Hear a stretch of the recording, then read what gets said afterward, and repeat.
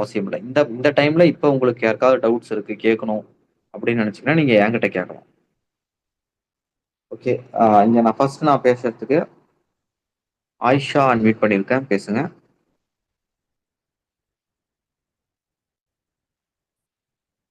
Unmute பண்ணிட்டு பேசுங்க.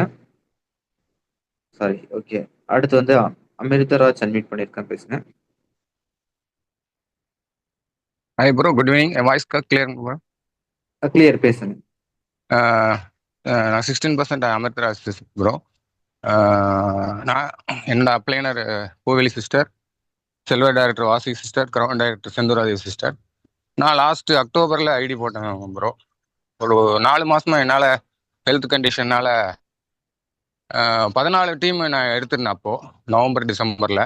அப்புறம் நான் திரும்ப மார்ச்சில் வந்து பார்க்குறப்போ ஒரு 7 ஒருத்தர் தான் அட்டன் பண்ணியிருந்தேன், யாருமே இல்லை. திரும்ப நான் எல்லாத்தையும் ஆக்டிவேட் பண்ணி எடுத்துட்டேன். அதில் ஒரு 14 பேரில் ஒரு 4-5 ஐடி கேன்சல் ஆகி போச்சு. அதுக்கப்புறம் திரும்ப ஒருத்தராக ஒர்க் பண்ணி ஏப்ரல்ல இருந்து இப்போ கிட்டத்தட்ட மொத்தமாக 32 பேர் என் டீமில் இருக்கிறாங்க. இதில் மீட்டிங்கில் அட்டன் பண்ணுறது, ரெகுலராக அட்டன் பண்ணுறது ஒரு 14 மெம்பர்ஸ் தான் அட்டன் பண்ணிட்டு இருக்கிறாங்க. இது நான் உங்கள்கிட்ட 4வது தடவை பேசுகிறேன் ப்ரோ.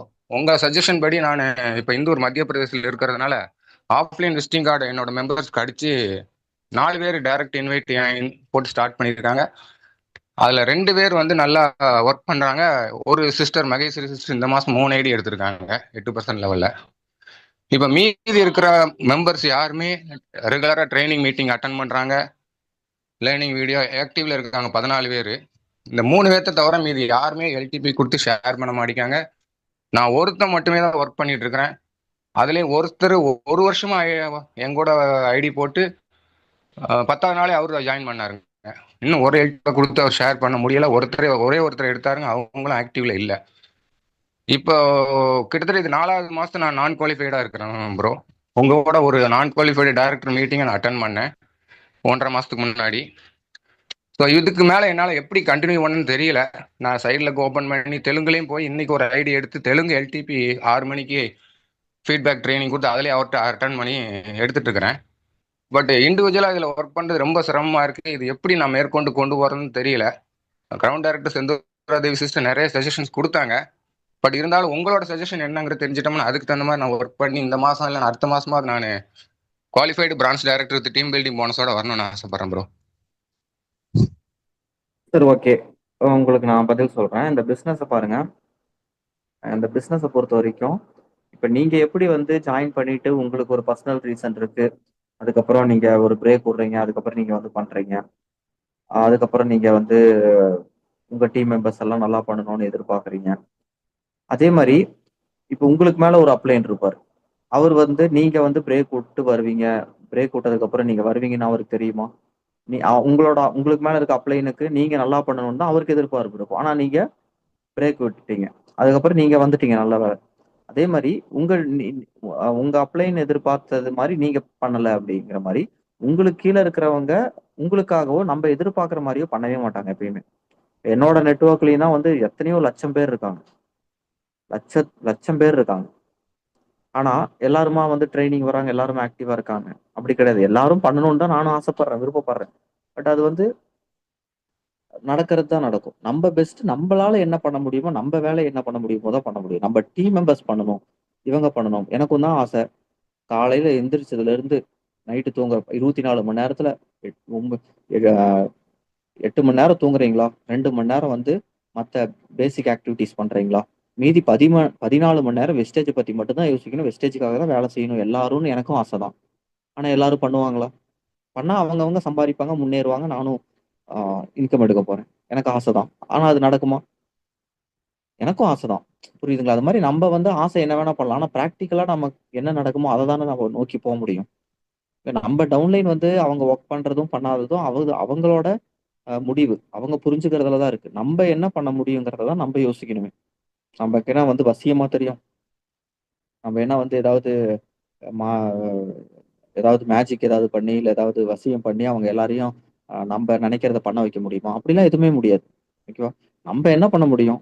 நம்ம டீம்ல சேர்றவங்களுக்கு எடுத்து சொல்ல முடியும். அவங்களுக்கு பர்சனல் எப்படி நீங்க போயிட்டு வர்றீங்களோ, நீங்க ஒரு ரீசன் நீங்க யாராவது சொல்றத கண்ட்ரோல் பண்ணிக்குவீங்களா? நீங்க அவங்க சொல்றத நீங்க கேட்டுக்குவீங்க. நீங்க பண்ணணும்னு நினைச்சா நீங்க பண்ணுவீங்க. பண்ண மாட்டேன்னு நினைச்சா நீங்க பண்ண மாட்டீங்க. அவ்வளவுதான். சொல்றத சொல்லி கேட்கறத கேட்கறேன். முடிவு நான் தான் எடுப்பேன். அப்படிதானே நீங்க இருக்கீங்க. அதே மாதிரி தானே உங்களுக்கு கீழே இருக்கிறவங்களும் மனுஷங்க. எல்லாரும் மனுஷங்க தானே. முடிவு அவங்க தான் எடுப்பாங்க. ஓகேங்களா? அவங்க தான் முடிவு எடுப்பாங்க. அது மாதிரிதான் அவங்க பிசினஸ புரிஞ்சுக்கிட்டாங்கன்னா பண்ண போறாங்க. நம்ம என்ன பண்ணணும்? புரிய வைக்கிறதுக்கு முயற்சி பண்ணணும். பாருங்க இதுல இவ்வளவு ஃபியூச்சர்ஸ் இருக்கு, இவ்வளவு ஸ்கோப் இருக்கு. இத பண்ணீங்கன்னா உங்க லைஃப் பெட்டரா இருக்கும். டெய்லி ட்ரைனிங் வாங்க, வாங்க ட்ரைனிங் வாங்க. மெதுவா ட்ரை பண்ணுங்க. பண்ணாதவங்கள பண்ணுங்கன்னு சொல்ல முடியும். அவ்வளவுதான். இப்ப நம்ம என்ன பண்ணோம்? அவங்களுக்கு சொல்றதெல்லாம் சொல்லிட்டு புதுசா இன்னும் ஆட்கள நம்ம டீம்ல நம்ம மூலியமா எப்படிலாம் ரெக்ரூட்மெண்ட் பண்ணலாம்? இன்னும் நெறைய பேருக்கு இந்த பிசினஸ் வாய்ப்பு எப்படி குடுக்கலாங்கிறத தான் யோசிக்க முடியும். ஏன் இவங்க பண்ணல? ஏன் இவங்க பண்ணல? நான் இந்த மந்த்துக்குள்ள பிரான்ஸ் அடிக்கணும். அதுக்கு இவங்கலாம் வொர்க் பண்ணா நல்லா இருக்கும். நான் அடிச்சிருக்கலாம். இவங்க வொர்க் பண்ணாதனால நான் அடிக்கல. அப்படிலாம் நம்ம சொன்னோம்னா, எதுவுமே நம்ம சாதிக்கவே முடியாது. ஓகேவா? எல்லா பிசினஸ்லயுமே ஆ அந்த பிசினஸோட நேச்சர் அப்படின்னு ஒண்ணு இருக்கும். அது மாரி இந்த பிசினஸோட நேச்சர் இதுதான். இத நம்ம வந்து ஃபர்ஸ்ட் புரிஞ்சுக்கணும். எல்லாமே வந்து மனுசங்க. ஃபர்ஸ்ட் புரிஞ்சுக்கோங்க. மிஷினா, பொருளா? நம்ம இப்படி தூக்கி வச்ச உடனே அது அங்கேயே இருக்கும். இல்ல ப்ரோ நீங்க உங்க பொருள நீங்க தூக்கி வைக்கிறீங்க. அது அங்கேயே இருக்கு. நான் வைக்கிற பொருள்லாம் கீழ விழுந்துருது. அப்படின்னா சொல்லலாம். ஓகேவா? இங்க எல்லாருக்குமே ஒரே மாரி பொருள் கிடையாது. இது எல்லாமே ஹியூமன்ஸ். எல்லாமே மனுசங்க. எல்லாரும் யோசிப்பாங்க. ஒவ்வொருத்தரும் ஒவ்வொரு மாரி. ஒவ்வொருத்தரோட ஃபேஸும் எப்படி ஒவ்வொரு மாரி. ஒரே மாரி ஃபேஸ் இருக்கா? படத்துல வேணா காமிப்பாங்க. ஒருத்தர் மாரி 7 பேர் இருப்பாங்க. Double action heroes. அது மாரி யாரையாவது பார்த்திருக்கீங்களா? யாராவது இருக்காங்களா? எல்லாருக்கும் எப்படி வந்து வேற வேற ஃபேஸ் இருக்கோ, அது மாரி எல்லாருக்கும் வேற வேற எண்ணங்கள் இருக்கும். எல்லாரும் வேற வேற மாரி ஆட்கள். அப்படிங்கும்போது, நம்ப தான் அத வந்து புரிஞ்சுகிட்டு டியூன் பண்ணணும். நம்ப தான் அத வந்து அவங்களுக்கு புரிய வைக்க தான் ட்ரை பண்ணணும். அப்ப என்ன பண்ணணும்? நெறைய பேர சேர்த்தி, நெறைய பேர உள்ள கொண்டு வந்து, நெறைய பேருக்கு இந்த பிசினஸ் வாய்ப்ப காமிக்கணும். நெறைய பேர ட்ரெய்னிங் அட்டெண்ட் பண்ண வைக்கணும். யாருக்கு புரியுதோ அவங்க பண்ண போறாங்க. நமக்கு ஆசை தான் எல்லாரும் பண்ணணும்னு தான். ஆனா நடக்காதுல்ல. பிராக்டிகலா நடக்காதுல்ல. அப்படிங்கும்போது என்ன ப்ராபபிலிட்டி அதிகமா இருக்கு? நெறைய பேர பார்க்க வச்சோம்னா, யாராவது புரிஞ்சுக்குவாங்க. நெறைய பேர் ரெகுலரா பார்த்துட்டு இருந்தா, இத்தன நாள் பார்த்துக்கிட்டு, மீட்டிங் மட்டுமே பார்த்துக்கிட்டுமே இன்னும் ஒரு சிலர் பண்ணாம இருக்காங்க. அப்படின்னா என்ன காரணம்? அப்ப அவங்களுக்கு என்ன பிரச்சனை இருக்குன்னு போய் ரிசர்ச் பண்ணணும். அவங்க மனுசங்க தானே. அவங்க என்ன யோசிக்கிறாங்க? அவங்களுக்கு என்ன சேலஞ்சஸ் இருக்கு? என்ன பிரச்சனை? எதனால பண்ண மாட்டேங்கிறாங்க? அவங்களால பேச முடியலையா? அவங்களுக்கு பேசறதுக்கு வரமாட்டேங்குதா? அவங்க என்ன என்ன இதுல ஸ்டக் ஆயி நிக்கிறாங்கன்னு போய் ரிசர்ச் பண்ணணும். ஓகே. அவங்களுக்கு பிரச்சனை இது. அவங்க எப்ப கியூர் ஆயி, அவங்க எப்ப வந்து செல்ஃபா டெவலப் பண்ணிக்கிறாங்களோ, எப்ப அவங்களால முடியும்னு தோணுதோ, அப்ப பண்ணிட்டு போறாங்க. அதுக்கு மேல நம்ம ஒண்ணும் பண்ண முடியாதுல்ல. நம்ப அவங்கள கைட் பண்ணலாம். சொல்லி தரலாம். புரிய வைக்கலாம். நம்பளால என்ன முடியுமோ, அதான் நம்ம பெஸ்ட்டா பண்ண முடியுமே தவிர, அவங்கள எப்படி நம்ம போய் அவங்க மனசுக்குள்ள புகுந்து அவங்கள பண்ண வைக்க முடியவே முடியாது. அந்த மேஜிக் அந்த இதெல்லாம் எனக்கு தெரியும். அப்படி மட்டும் எனக்கு தெரிஞ்சிருந்ததுன்னா, இப்ப நான் சம்பாரிக்கிறத விட 10 மடங்கு, 100 மடங்கு அதிகமா நான் சம்பாரிப்பேன். அதெல்லாம் அதெல்லாம் பண்ண முடியாது. ஓகேவா? நம்ப வேலைய தான் நம்ம பெஸ்ட்டா பண்ண முடியும். புரிஞ்சுக்கிறவங்க புரிஞ்சுக்க போறாங்க. நேத்து தான் நான் மீட்டிங் வச்சு, எப்பா நேத்து மீட்டிங்ல நான் வந்து ஸ்டார்ட்டிங்ல வந்து ஆ நேத்து என்ன சக்சஸ் சீக்ரெட்ல மீட்டிங்கோட இம்பார்ட்டன்ஸ் எவ்வளவு முக்கியம் தெரியுமா? மீட்டிங்காவது வந்து பாருங்கன்னு நான் சொன்னேன். மீட்டிங் மட்டும் ரெகுலரா வாங்கன்னு அந்த பாயிண்ட்ட நான் பேசினேன். ஓகே. எல்லாரும் மீட்டிங் வராங்களா? மீட்டிங்காவது வாங்கன்னு நான் புரிய வைக்கிறேன். சொல்லி புரிய வைக்கிறேன். மீட்டிங் வந்தீங்கன்னாவே உங்களால சம்பாரிக்க முடியும். மீட்டிங்க வந்து டெய்லியும் கேட்டீங்க கேட்டீங்க அப்படின்னாவே உங்களுக்கு வந்து படிப்படியா புரிய ஆரம்பிக்கும். ஏன் நான் அப்படி சொல்றேன்? நீங்க நல்லா யோசிச்சு பாருங்க, புரிஞ்சுக்கோங்க. மக்கள் அதுவே வரமாட்டேங்கிறாங்க. வந்தா தானே அடுத்து சம்பாரிக்க முடியும். அத வர வச்சுட்டோம்னாவே ஆட்டோமேட்டிக்கா அந்த லெவல்ல அவங்க ஊறி, ஊறி, ஊறி வந்து அடுத்த அடுத்த லெவலுக்கு ரெகுலரா ட்ரெய்னிங் வந்து பழகிட்டாங்கன்னா, அடுத்து வேலை செய்ய பழகிருவாங்க. ஓகேவா? ஃபர்ஸ்ட் ட்ரெய்னிங் வந்து பழகணும். வேலையே செய்ய வேண்டாம். எதுவும் பண்ண வேண்டாம். எந்த முயற்சியும் வேணாம். ட்ரெய்னிங் வந்து ஃபர்ஸ்ட் அவங்க செட் ஆவணுங்க. ட்ரெய்னிங்க்கு ஃபர்ஸ்ட் அவங்க அடாப்ட் ஆகணும். அடாப்ட் ஆயிட்டாங்கனாவே, அவங்க கண்டிப்பா ஒரு நாள் மேல எந்திரிச்சு வந்துருவாங்க. ட்ரெய்னிங் வராம அவங்க எந்த வேலை செஞ்சாலும், அது செஞ்சாலும், இது செஞ்சாலும் ட்ரெய்னிங் வரலைன்னா ஒரு நாள் நின்னு போயிருவாங்க. ட்ரெய்னிங் வந்து பழக்கப்படுத்திக்கிட்டோம்னா போதும், வேலைய ஈஸியா செய்ய வச்சிடலாம். ஏன் மக்கள் இப்படி இருக்காங்க? இதுதான் நான் புரிஞ்சு வச்சுக்கிட்டது. இந்த பிசினஸ்ல நான் ஏன் சக்சஸ் பண்ணியிருக்கேன். இவ்வளோ பெரிய இன்கம் எடுக்கிறேன்னா, மக்கள் பொதுவா எப்படி இருக்காங்க? எப்படி அவங்கள டியூன் பண்ணா, என்ன பண்ண வச்சா அவங்களுக்கு புரியும் இந்த பிசினஸ். எதன் மூலியமா அவங்க பிசினஸ் பண்ணுவாங்கங்கிறத நம்ம புரிஞ்சுக்கிறதுல தான் இருக்கு வெற்றியே. இப்ப நீங்க இவ்வளோ நாளா பிசினஸ் பண்றேன்னீங்க. நீங்க உங்க ஸ்ட்ரென்த், உங்க ட்ரெய்னிங் ஸ்ட்ரென்த்த பிளைண்டா இன்கிரீஸ் பண்ணுங்க. 30 பேர், 50 பேர்ன்னு அச்சீவ் பண்ணுங்க. எதையும் கவலைப்படாதீங்க. ஓகேவா?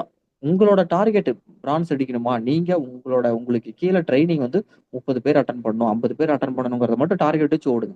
30 பேர், 50 பேர் அட்டெண்ட் பண்றாங்க அப்படின்னா, ஆட்டோமேட்டிக்கா அந்த டைம் நீங்க பிரான்ஸ் அடிச்சிருவீங்க. இருக்கக்கூடிய 10 பேர், 15 பேருமே வந்து நல்லா பண்ணணும். இவங்க ஏன் பண்ணல? அவங்க ஏன் பண்ணலன்னு யோசிச்சுட்டு இருந்தோம்னா, டெவலப்பே ஆக முடியாது. ஸ்ட்ரென்த்த மட்டும் அதிகப்படுத்துங்க. புது ஆளுங்க வர வைங்க. நீங்க வர வச்சாலும் சரி, உங்களுக்கு கீழ இருக்கிற டீம் மூலியமா வர வச்சாலும் சரி, அவங்க அவங்களுக்கு சொல்லிக் குடுத்து அவங்க எடுத்துட்டு வந்தாலும் சரி. அவங்க தான் பண்ண மாட்டேங்கிறாங்களே ப்ரோ அப்படின்னா நீங்க பண்ணுங்க. யார் பண்றாங்களோ அவங்கள பண்ண சொல்லுங்க. யாருமே பண்ணல நீங்க பண்ணுங்க. அவ்வளவுதான். என்னமோ பண்ணணும். என்ன பண்ண முடியுமோ அது பண்ணணும். நானும் இந்த பிசினஸ்ல ஆரம்பிச்ச போது நான் நிறைய ரெக்ரூட்மெண்ட் பண்ணேன். எவ்வளவு நாள் பண்ண முடியும்? என்னால எவ்வளவு முடியுமோ பண்ணி டீமை டெவலப் பண்ணி அதுக்கப்புறம் அவங்களுக்கு ரெக்ரூட்மெண்ட் சொல்லி கொடுத்து அவங்கள வச்சு தான் பண்ணிட்டு இருக்கேன். இன்னைக்கு ஒவ்வொரு நாளும் ரெக்ரூட்மெண்ட் என்னோட நெட்வொர்க்ல எவ்வளவோ பேர் ஆட் ஆயிட்டே இருக்காங்க. நான் ஒரு ஐடி கூட போடுறது இல்ல. அந்த வேலை பண்ணணும். வேலை நடக்கணும். அப்படிங்கிறதுல நமக்கு ஒரு கிளாரிட்டி இருக்கணும். அவ்வளவுதான். அதனால உங்க வேலை உங்களால என்ன முடியுமோ அதை பெஸ்ட்டா பண்ணுங்க. நீங்க என்ன பண்ணணுங்கிறதுல ஒரு கிளாரிட்டி வச்சுக்கோங்க.